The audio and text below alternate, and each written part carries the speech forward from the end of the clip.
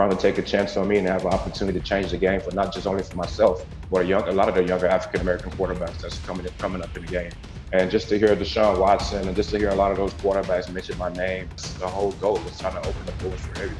So I'm just blessed and I'm happy that, Andre Ware, Warren Moon, the list goes on of those guys paving the way for us so we can have an opportunity to play that position that we love to play. And Patty, I still use Vince Young in recruiting today. So many of these young guys, they'll say, you coach Vince Young? And I said, yep. You want to talk to him? And I'll get Vince on the phone with him in a minute. So.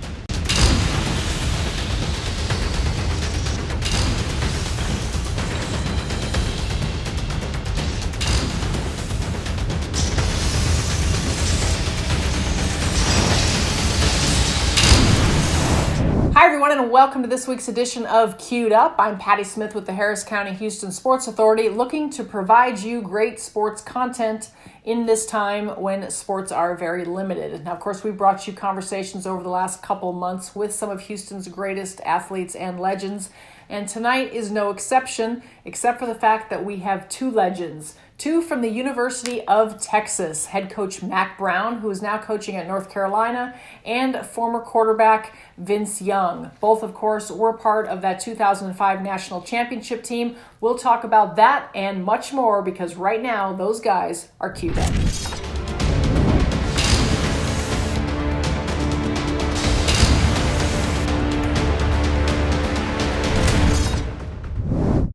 All right, welcome to the show, Mack Brown and VY Vince Young. How are you guys doing?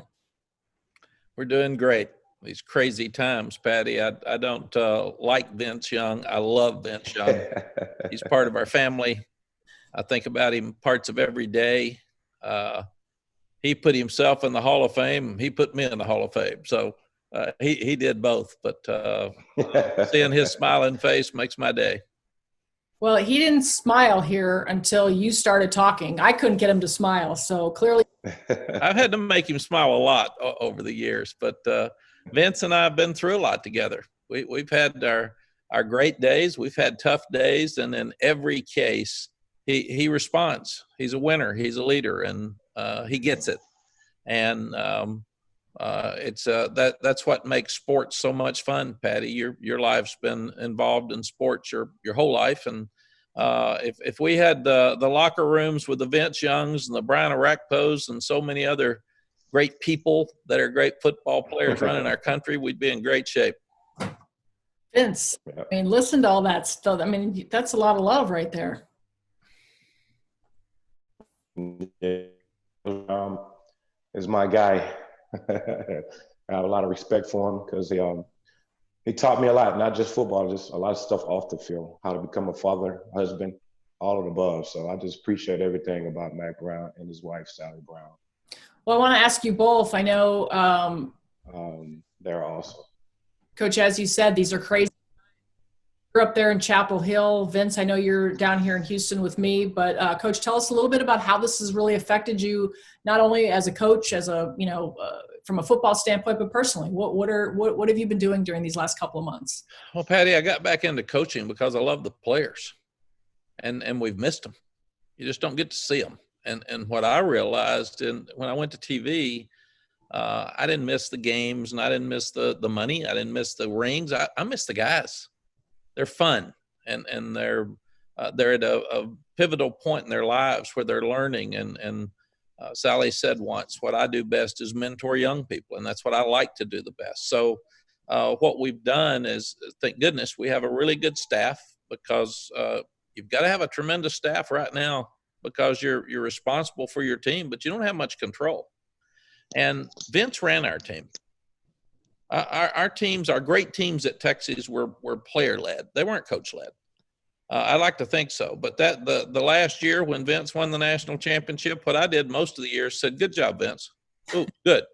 That was nice, Vince. That was my coaching because they controlled their team. And they knew how far to go. They knew how far to party. They knew when to stop. They knew everything because they wanted to win. So that's what we're preaching to this current team, is that you guys have to be accountable. You guys are the ones that have to be disciplined. We're not watching you. We can't be there.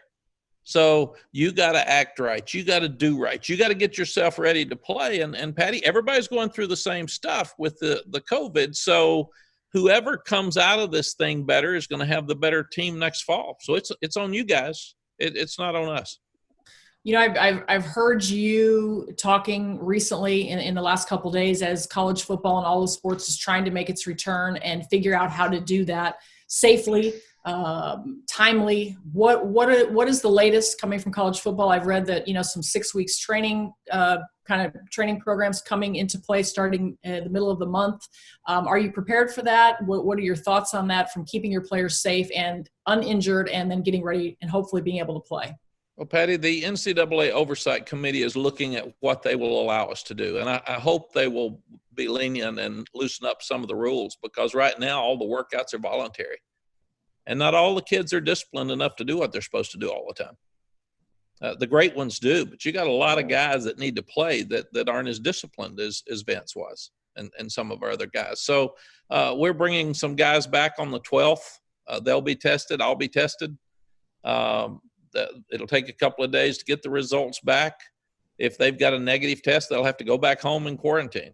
If they're okay, then we're going to pretty much keep them in kind of a bubble, work out 10 at a time, and learn through this thing and grow. We'll bring in more the next week, We'll have our whole team in by the end of June, and then they'll have the month of July to really prepare themselves to make sure that they're physically ready, because they've lost all spring.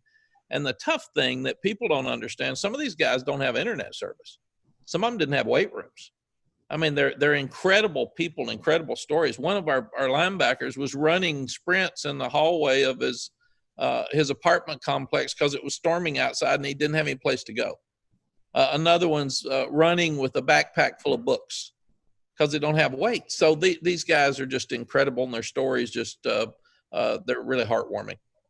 And Vince, how about you? What have you been doing? Kind of what's your take on the lack of obviously, I know you're busy with your own son and he's got things that are on hold, but listening to some of the things that, you know, Mack has been saying, obviously everyone wants sports back, but tell us a little bit about how it's affected you personally and your businesses and what you're doing. Patty, I've already offered the son, by the way. I don't think that's. Well, I've just been. He was offered as Candace got pregnant. I was offered. Offered in the. So I was the first offer. So it was just that. I've just actually been enjoying family time. You know, my steakhouse, we had a little slip up because of, you know, stuff was closed, but we opened back up May 11th. And my real estate company's still doing good. We're still selling homes. So I didn't really have too much of cut with my businesses, but I'm just actually enjoying being with my son and being with the wife, and enjoying, you know, being in the house and being safe. You know, I go to the office once or twice a week, but most of the time I'm at home. I've been love cooking. Are you any good? And all kind of stuff. Are you a good cook or just a cook? I know it's tough. Yeah, I'm very good. Very good cook. You may be at the steakhouse. I may see you as a chef at the steakhouse next. You're multitasking. Yeah, that'll be fun. Yeah. So I've just been enjoying that, hanging out with my mom and my grandmother, stuff like that. Just hanging out with the family, but, you know, definitely following the rules of our medical staff here, making sure that, you know, everything that they're telling us to do is just paying attention to it, and just being safe. That's the most important thing that we've been doing over here. But it's been fun. My son, he's finally out of school. He's happy about that. But me and him work out in the morning, so I keep him in shape just to be ready, just in case sports started back up for him. So we've been enjoying. Took him fishing the other day, so we've just been enjoying ourselves. Did you have to homeschool him and learn this modern math? Well, Candace did all that. Thank God for moms. Yes. All right, let's talk a little. Your reception is not the greatest, so you're breaking up a little bit. So we're having kind of a hard time going back and forth with you. But let's go back and kind of talk about why I have you both on here together, because what you two accomplished together, of course, with a lot of other people on that team as well, but it's nothing short of legendary. We all have memories of where we were of watching that game. But I want to take it back just a step further. Do you guys each remember, I'm sure you do, tell us, and Matt, go ahead and you start first, the first time you two ever actually met? Yes, I went to Vince's house and saw Mom and Grandma, because you weren't getting in without Mom and Grandma, and especially Grandma. Grandma's tough. She's smart, she's sweet, she got a great heart, but she's tough. And Patty, much like the things we're dealing with race today, the big question was not whether I thought Vince was good enough or not. It was whether Texas would play an African-American quarterback. And that was the question. Vince could have gone anywhere in the country he wanted to. He was an unbelievable player. He played safety. He'd get on kickoff coverage. If they weren't covering kickoffs very good, he did everything. So when I saw him, I said, oh my gosh, this guy is one of the best I've ever seen. And then some people said, well, he's throwing motion. I said, I don't care. They're completed. He was just he was a leader. He was the guy on the team. I thought he was the best player in the state. And the only question Vince ever had with me and Mom and Grandmom was, will you allow him to play quarterback? And I said, absolutely. That's what we're recruiting him for. And the promise I made Vince was that he would never move from quarterback as long as he wanted to be a quarterback. If it didn't work and he couldn't play quarterback at college, we had 3 better than him, and he wanted to play somewhere else, that would be his decision. But he would never move from that position. And then he ends up at winning 30 games and losing 2. So it worked pretty good for both of us. And Vince, what do you remember most about that recruiting visit? I thought it was outstanding to have Mack Brown in the house. I was following UT for a long time, following Ricky Williams. I followed UT a long time, and just to have Coach Brown walk in the house and say, hey, I want to bring you to University of Texas to play quarterback, it was a dream come true for me. And just to have him with the rest of the guys, Coach Drake, Coach Davis, those guys handled themselves really well. And like he said, he had to talk to the bosses, my mom and my grandmother. So, and after that, after he told the truth, he kept his word, and that's what I love about a coach. He always, he says he's going to do something, he always does it.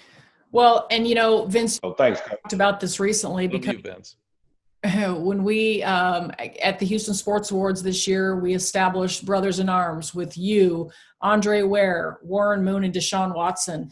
And to Coach's point, talking about Texas playing an African-American quarterback, and of course, Andre and Warren kind of paved that road before you and went through a lot of those very same questions. In fact, we all know Andre wanted to go to UT. That was his goal, and they weren't going to play him at quarterback, which is why he ended up at the University of Houston. But, especially in these times, and it wasn't even my intention to go into this subject, but where we are today with all that's going on, and now looking back, how much does that mean to you, knowing that didn't matter to him? And these are struggles that, you, Andre, Warren faced every day back then, but to know that he had that kind of faith in you, that didn't matter. It was all about playing football. What did that mean to you, and how do you think that sort of changed your, look at everything that's going on now?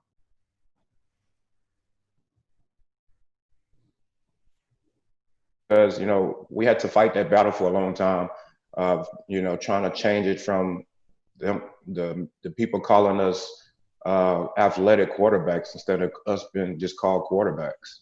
And we can play the game, we can study and make good decisions and things like that. So for Coach Brown to take a chance on me and have an opportunity to change the game for not just only for myself, but a lot of the younger African-American quarterbacks that's coming up in the game.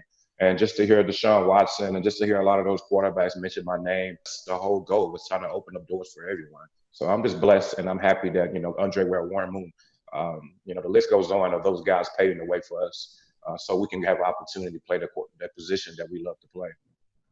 And Patty, I still use Vince Young in recruiting today. So many of these young guys, they'll say, you coach Vince Young? And I said, yep. You want to talk to him? And I'll get Vince on the phone with him in a minute. So it's you are who you are, and you are whether you tell the truth or not. And if you always just do what is the right thing to do, then it works. And Vince didn't agree with me all the time. I didn't agree with Vince all the time, but we honored each other's differences and do today. I've talked to Vince with him getting in the Hall of Fame. I'd call and talk to him about things. He'd say, "You want me to do this, don't you? I don't want to do this." And I'd say, "No, we're discussing it, man. I'm not telling you what to do. We're discussing things here. We're talking about it." And that's who we are. And that's why it works. If I call Vince at 4:00 tonight and needed him, he would do anything I need to try to help me, and vice versa. I love the man he is. I love the father he is. I love the husband that he is, and he tries to do things right, and he also admits when he doesn't. And that's part of all of us in society. None of us are perfect, and I've had to admit many times that I was wrong. I admitted to our team this year I made a poor decision. I walked in and told them all, "Hey, I made a bad decision. I'm changing it. And here's the reason I did it. Here's the reason I realized it was bad, and here's the reason I'm fixing it." And until we can do that, and do that across this great country, then we're always going to have issues. We need to tell the truth. We need to fix things when they're wrong, and we need to move forward. And we build everything, Patty, on communication, trust, respect, and common purpose. And Vince and I can communicate. But they started talking about when I got back into coaching, he's not going to be able to communicate. He's old. I'd rather say I'm experienced. I like that better. But there's not a generation gap when you care about people and you tell the truth. And that's it. It's not. People want to know what you think. They want to know the truth. And I learned so much from Vince. Because I listened and I asked. And we used to fight over music in the dressing room. He'd come to me and say, I said, "I can't let you use those words." And he said, "Then it's got to be instrumental because the words aren't good. They're not something that Miss Sally or the president's going to enjoy when they walk in there." So, but we found a solution. We worked it out. And that's what you do. You honor people's differences and you work it out. And that's why locker rooms are so cool in sports. They're one of the coolest places for diversity and a melting pot of people, all different incomes, different races, different colors, different religions, and it doesn't matter. Nobody cares. They all have the common purpose to pull together as one to win, and that's what makes sports so special. Well, and I think back to one instance that actually Gray, our producer here, told me about because he was with the team back at the time. When he said that, to your point about you didn't always agree on things, but you'd listen to Vince. And Vince came to you, and he didn't want to be just a pocket passer. He wanted to be more mobile. He wanted to do things differently than maybe you wanted to. Do you remember that conversation? And can you talk about how you adjusted and how that, if that's how it went, how that benefited, obviously, everyone? Vince and I had a lot of conversations. I remember yelling at him as a freshman. He pouted, and after the practice, he came over and said, "Hey, I don't like you yelling at me. I've never had a white man yell at me before." And I said, "Well, I've been white my whole life, and I think I'm going to be white the rest of my life.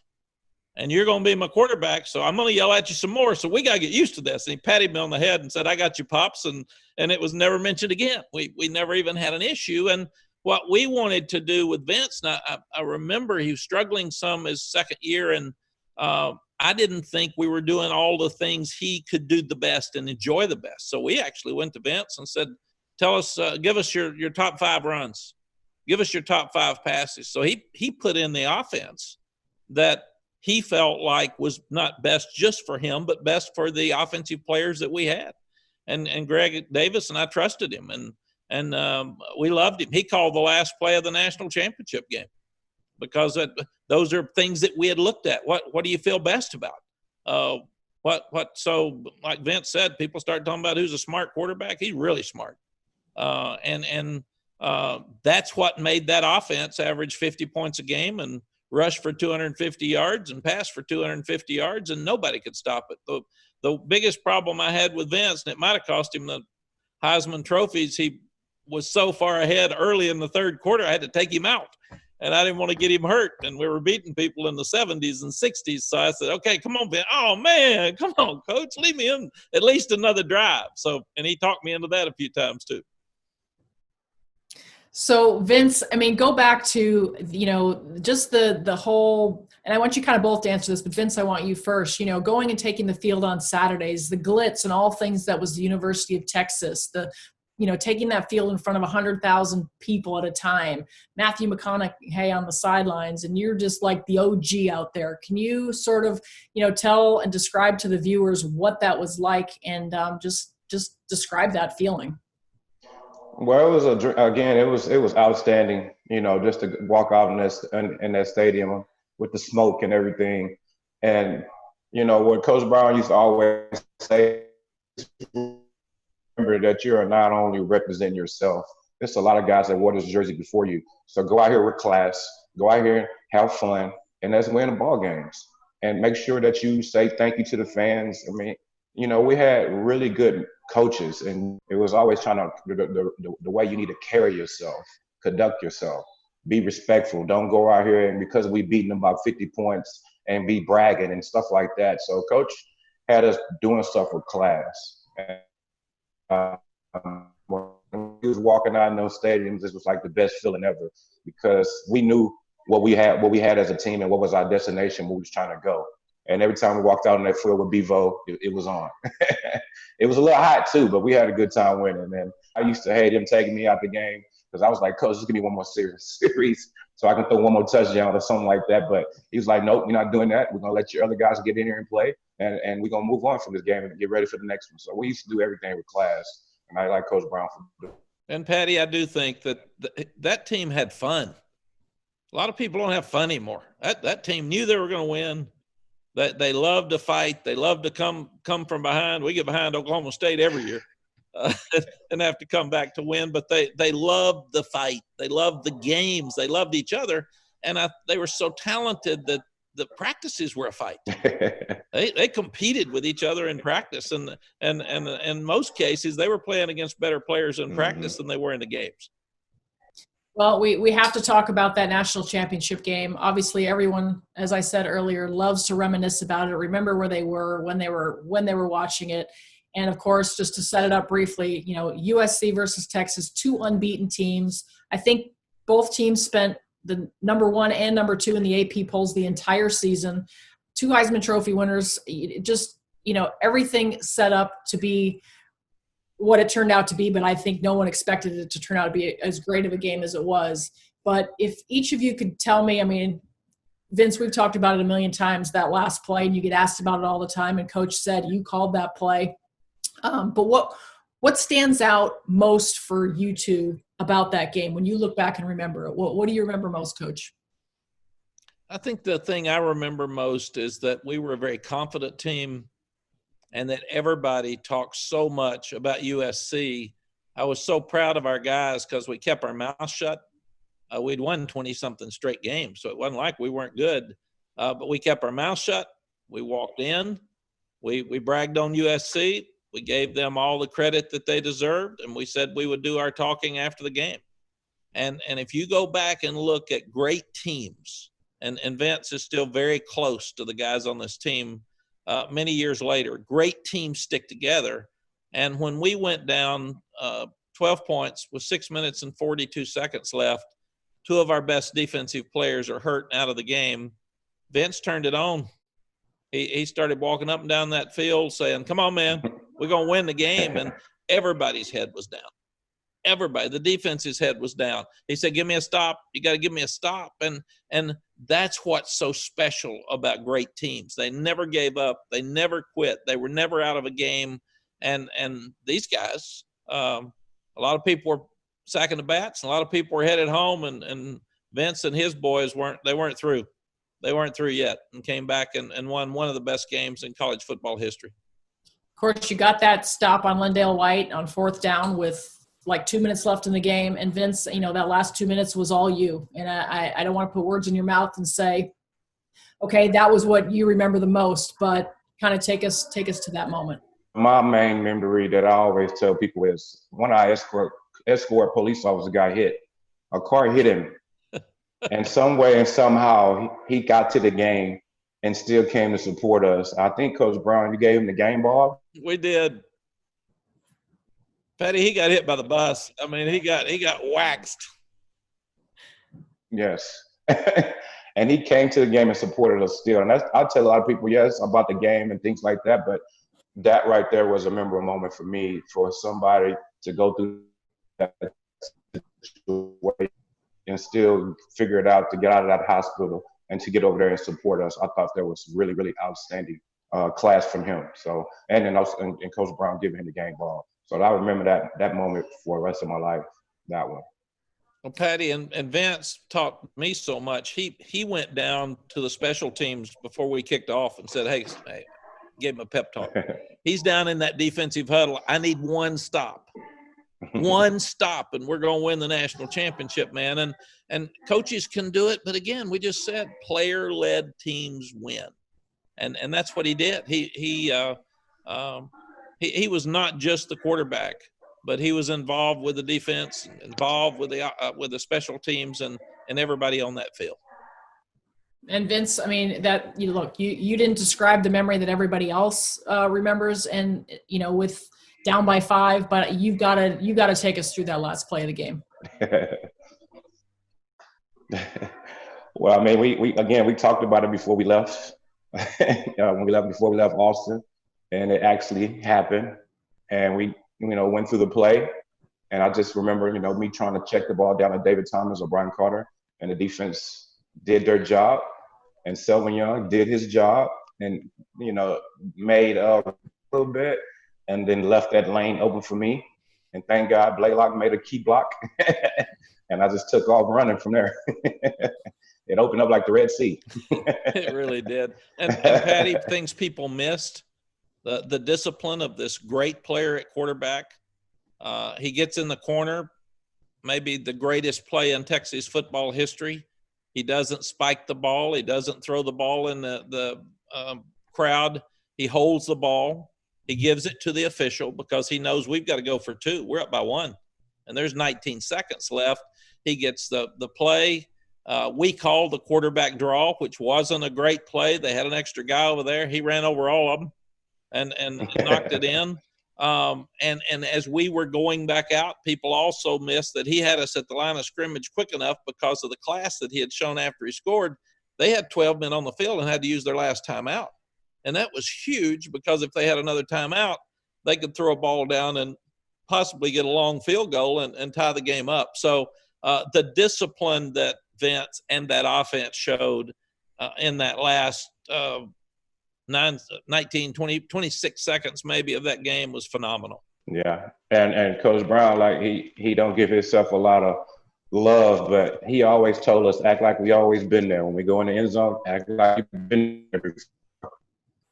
That's another reason why I didn't throw the ball in the stands and things like that, because if I would have, we would have took the penalty right there, and it would have been an even harder 2-point conversion. And Patty, they kept asking me, you didn't seem excited. I said, we had to kick off to Reggie Bush, man. We still had some stuff we had to get done. So many great players in that game. And Vince, you mentioned Selvin Young, and you and Selvin are close and tight to this day. I've seen you out on the golf course together. And Selvin has a new initiative that he's doing, and we do also have an energy partner, Energy Ogre, and Cullen Gillespie, who's the fullback for the Houston Texans, is partners with them, and he knows what Selvin is doing, and he has a little shout out for you guys. The reason why we're here today is because you guys are running a campaign with Farm to Neighborhood. I myself love what you are doing, being able to supply locally grown produce to families in the area. And even with the pandemic going on, being able to donate a box. On behalf of myself and Energy Ogre, we'd like to thank you all for what you're doing. And as well, we'd like to make a donation to y'all's campaign. All right, Cullen, this is Vince here. Just want to say thanks for donating to the outstanding cause that's so with this pandemic going on, just trying to make sure, healthy food and things like that to get to the people that's less fortunate out there. A lot of people has lost their jobs. A lot of things are going on in our community. And just to be a part of something what Selvin is doing is giving back to our community. We can feed some people. I just want to thank you, Cullen, for donating to a major cause. Thank you. All right, Vince, I know you got a lot going on today. I'm going to let you go, but I know it was a pleasure for Mack to see you. Mack, I'll let you say goodbye to Vince, but thanks so much for coming on, Vince. Vince, I love you, brother, and I love you for the person you are, and you stay safe and hug your family, and especially hug Grandma and Mom for me. And again, Yes, sir. I got first dibs on that quarterback at your house. I will let Jordan know. Tell Jordan I asked about him, and that offer Love you. is getting stronger and stronger. All right, thanks so Thanks, Patty. All right. Clearly, Coach, I mean, your relationship with Vince, and I'm not asking you to compare or anything, but you can just see the respect and love that you guys have for each other. How common is that for you with your players, or really any coach with their players? It seems pretty special to me. Patty, it is special, and not many teams win a national championship. Even 50% of the ones that play for one don't win it. So you lose a national championship, and it's not the same. So he and I were part of something really, really special for the state of Texas and the University of Texas, and that does give you a bond that's different. But you also love and appreciate all your players, and it was funny. One of them told me one time, he was talking to a recruit. He said, here's the way Coach Brown is. I'd never thought about this. If you give him everything you've got, he's going to give you everything he's got back. And that's so true. And that's what we tell our players. I don't care how much you play. Give me all you got. If you're not good enough to play and I get everything you've got, you're going to get everything I've got when you get out of here. And that's what makes coaching so special. Well, and it seems important to you to connect with these guys, not just on the field, but off the field. And obviously, it's been no secret that for years, 16 years, is that how long you were at Texas? 16 years, you had the number one recruiting class, it seems, year after year. And I'm assuming a lot of that has to do with how you are able to connect with those players. And I guess it's kind of a two-part question. It seems like it comes natural to you, and I don't think you do it because you want to be a good recruiter. It seems like you want to create good men, good football players, good men and win championships. But clearly that's just ingrained in you in a certain way. And I want you to talk a little bit about how much that means to you. And then as we're talking about recruiting, kind of in the situation that we're in, things look very different right now. And I'm kind of wondering what challenges you're facing right now. Yeah, Patty, I think the the most important thing to me is I like relationships.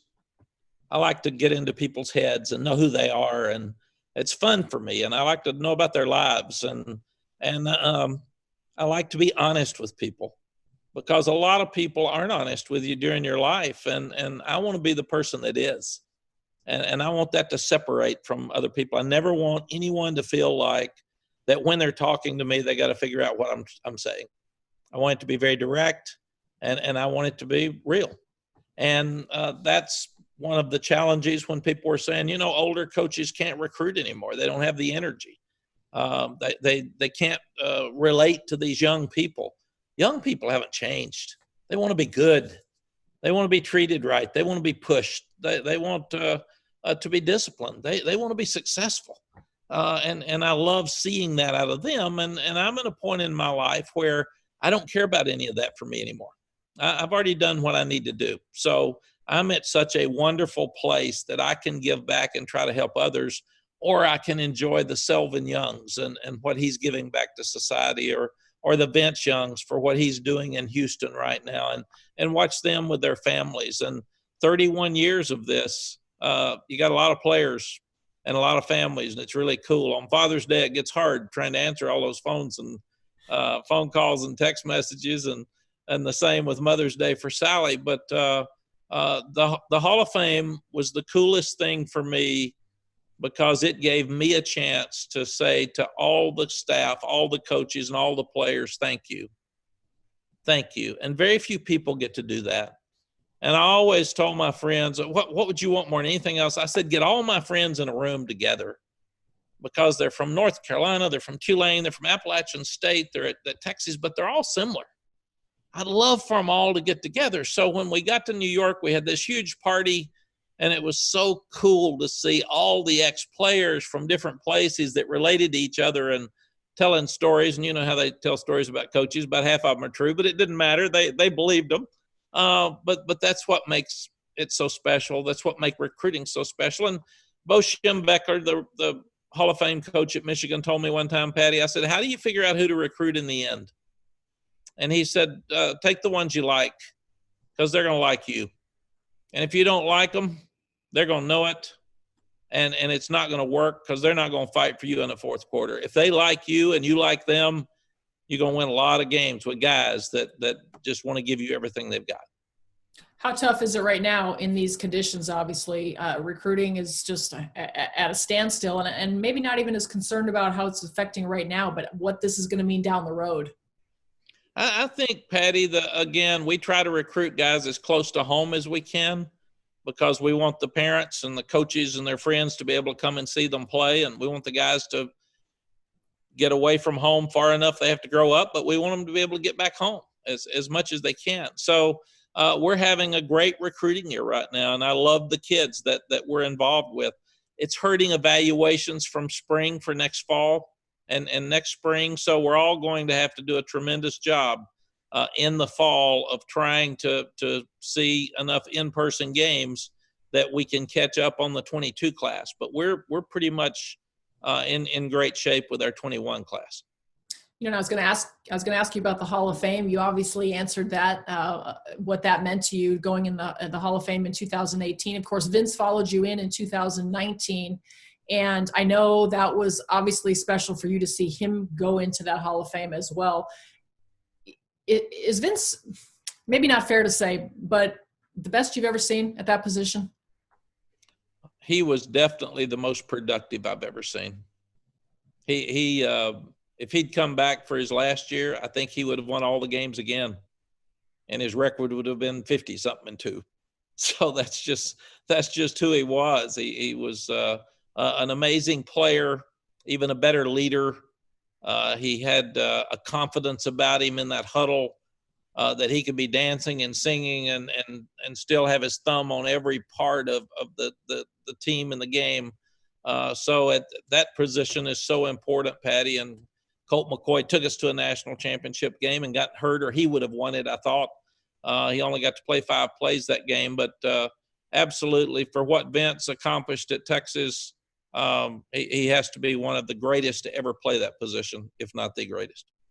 All right, you opened the door because you said dancing, and you know where I'm going with this. And look, we're watching you back in North Carolina. I'm going to get to the dancing in a minute, but you know, you being out of coaching from leaving UT, going, you know, sitting in the broadcast chair, which you did a phenomenal job, by the way, but back in coaching, happy to be back in North Carolina and happy to be back on the field doing it again.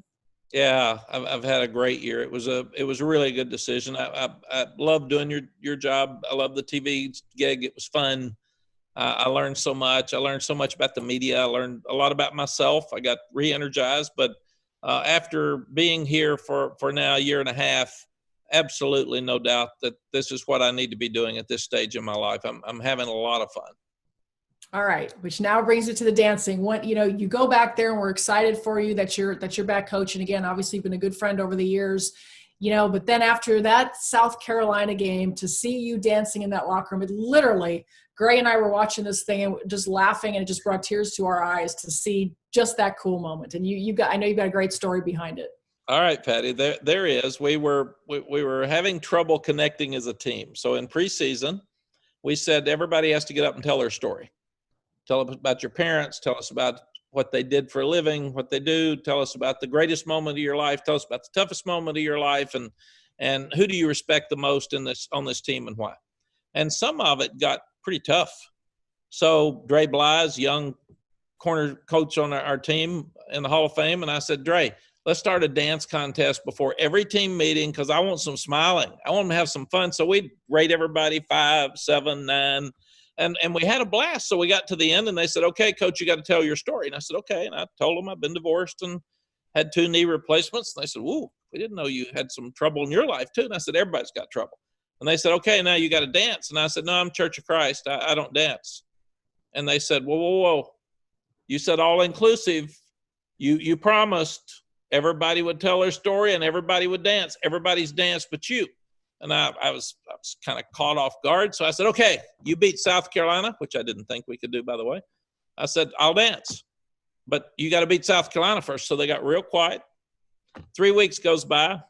We come from behind. We beat South Carolina right in the last minutes. I'm walking off the field, and Sally says, you better be ready. And I said, what? She said, they're going to want you to dance. And I said, oh, that's 3 weeks ago. They're not going to remember that. Patty, I walked into that dressing room. ESPN is in there. They're in there. They're very excited. Here's a 68-year-old guy with a knee replacement 2 months before and no music who doesn't dance. And they're saying, dance, dance, dance, dance. So there you go. And then we beat Miami the second week. So they said, oh, you can't quit. This has got a good vibe to it, man. You got to keep doing it. So I'm going to up the ante on them next year. I'm going to tell them I may dance, but it's going to be for conference championships. It's not going to be for wins every week. Well, for somebody who had all that going against him, who doesn't dance, won't dance, had no music, I mean, you had some moves there. Look, you've been, practicing or rehearsing a little bit. I will say it got better at the end of the year than it was at the beginning. They actually could recognize one of the dances I was doing at the end of the year. So I thought that was great progress. Yeah, that's awesome. Over so many, all these years, and you've talked about Vince, you talked about those early years, you've talked about the players now. How much has it changed? How much has it, the players themselves? How have you seen, or what is the biggest difference in the player from 45 years ago to the player today? I don't think that's changed that much. I think parents have changed more than players. Social media has changed some things. Early recruiting's changed some things, but kids still want to be disciplined. They want to be good. They want to be told the truth, and we all raise our kids and our grandkids differently, and we love them so much. And I'm constantly telling our coaches, you know what, treat your players like you would want your son or daughter to be treated, because that's the fair thing to do. And don't get mad at a mother that's mad that her son's not playing. She loves her son, and she loves her son more than all the other sons, and that's not going to change. So just understand it. And Patty, what leaders do is they take crisis and turn them into positives. And that's what we're having to do with our racial injustices that are going on. That's what we're having to do with COVID right now. And that's what you have to do when a player's not happy. Just tell him the truth and try to turn it into a positive for him. Yeah, and these times are crazy right now. For all the things you've talked about, leadership, whether it's at the local level, whether it's at the national level, whether it's our president, whatever it is, people are looking to leaders now. And I've been to many different events and things that you've spoke at. You've demonstrated that leadership. And I can honestly say walking out of something where I've heard you speak has always been inspirational. So I'm going to put you on the spot here a little bit. What would you say to our country, especially our youth right now, going through all this, who are looking for some leadership and how to get through some of this? Patty, we're actually going to have our university chief of police talk to our team tonight. And he was a quarterback at Albany State. He's black. And I'm going to have him talk to our team about what he sees from a law enforcement standpoint and what he thinks needs to happen. What I constantly talk to our guys about is honor diversity, honor our differences, talk through these things, listen. I want them to express themselves. That's part of what college is. It's a time to learn how to express yourself. But as Vince said, I always want it done with class. A peaceful protest is a message, but we don't need rioting and looting and guns and burning things down. I saw an African-American man lost his business and lost all of his life savings because somebody burned his business down.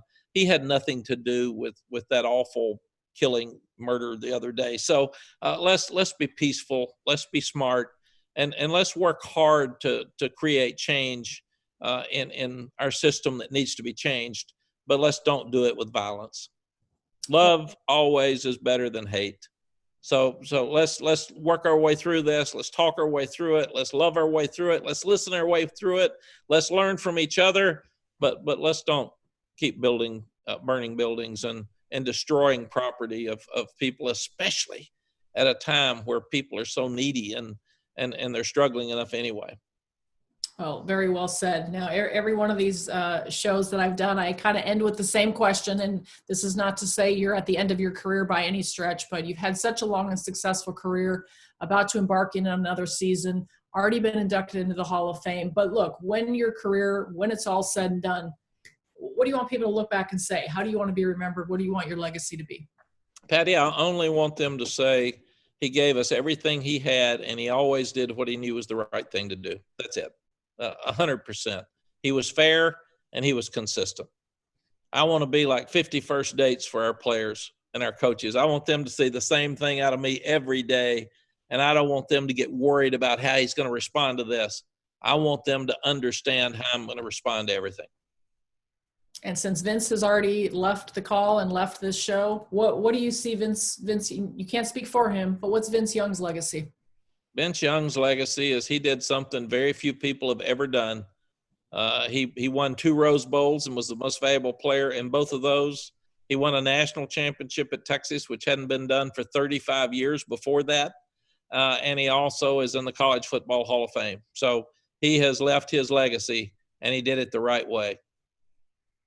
Always a pleasure, my friend. Thank you so much. Thank you, Patty. I appreciate all you do for Houston and sports, too. You've always been very professional. You've always shown tremendous class. And at times like this, we need your smiling face to pick us all up. Well, thank you. You got it today. All right. Thank you once again to Mack Brown and Vince Young. Always great to catch up with those two. Hard to believe it has been 15 years since that championship game. All right. Have a great week, everyone, and we will see you next time on Queued Up.